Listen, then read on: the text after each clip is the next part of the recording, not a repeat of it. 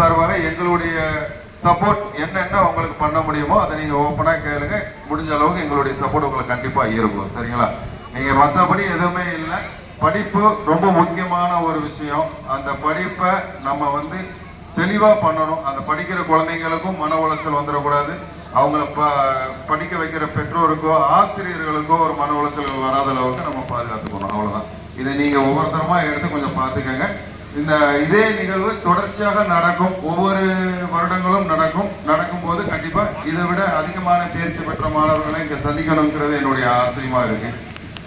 தமிழக வெற்றிக்கழகம் சார்பாக இந்த தளபதி தொடர்ச்சியாக இந்த கல்வி விருது விழா கொடுத்துக்கிட்டு இருக்காங்க. அதெல்லாம் உங்களுக்கு யாருக்கா தெரியுமா? பார்த்திருக்கீங்களா? யாராவது இவங்க தான் கேட்கிறேன். கல்வி விருது விழா கொடுத்துக்கிட்டு இருக்காங்களா? அதெல்லாம் பார்த்திருக்கீங்களா? நடிகர் விஜய் கொடுத்துருக்காங்களா? பார்த்திருக்கீங்களா? டிவியில பாக்குறீங்கல்ல. அது சென்னையில உள்ளவங்களுக்கு மட்டும் கிடையாது. நம்ம கட்டளை குடியிருப்புல 500க்கு 499 மார்க் எடுத்தாலும் அவங்களுக்கு உண்டு. அதை மனசுல வச்சு நம்ம குழந்தைங்களை படிக்க வைக்கணும். அதை மனசுல வச்சு நம்மளும் நம்ம குழந்தைங்களை கொண்டு போய் அவர் கையில போய் விடணும். அவர் கையால நமக்குள்ள ஒரு விருது வாங்கணும், ஒரு அன்பளிப்பு வாங்கணும் அப்படிங்கிற மாதிரி நீங்க எய்ம்ல வச்சீங்கன்னா தாய்